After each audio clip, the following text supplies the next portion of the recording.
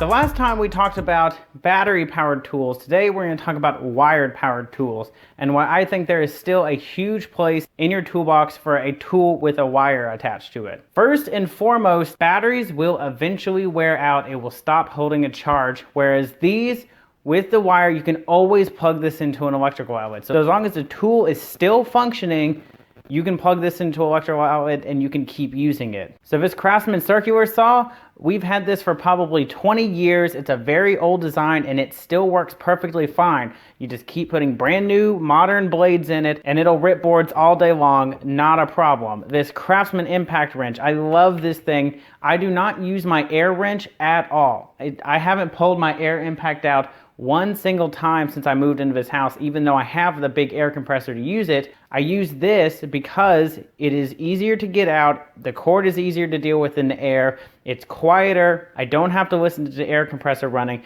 but this big giant electric motor back here is extremely powerful, but the wired version is a lot cheaper than the one with the battery. So while yeah, I can get a Milwaukee that'll do the same thing, but it's gonna cost 3 times as much. And while the battery powered tools are catching up to the wired tools, usually something with a wire is going to have a more powerful motor in it, or it's going to be a cheaper version of something with the same powered motor.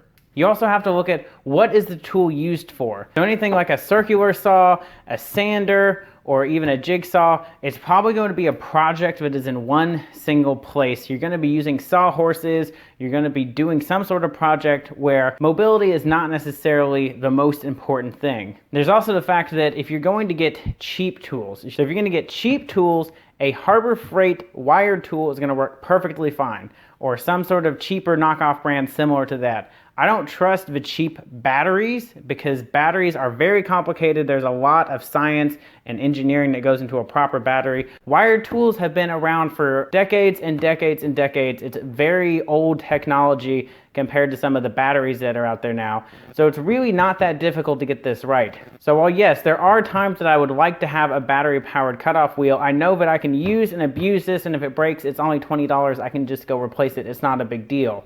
Or like this hammer drill back here. I needed to drill into concrete one time. I needed it for one project. I did not want to spend $120 on a Ryobi hammer drill when I got this one from Walmart for $20. It did the job and now it just sits in there and I can use it whenever I need to.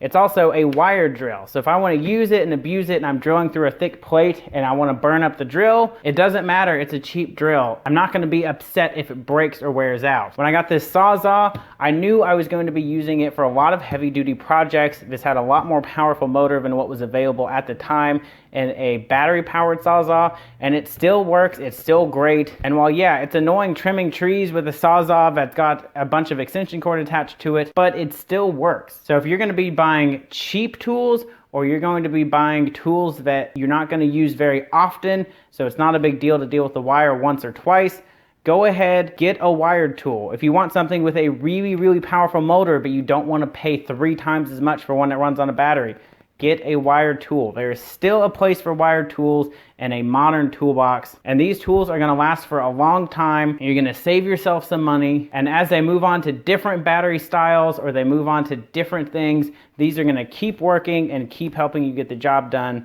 Of course, if you have any questions, drop those in the comments below, hit that subscribe button, and I will see you guys next week.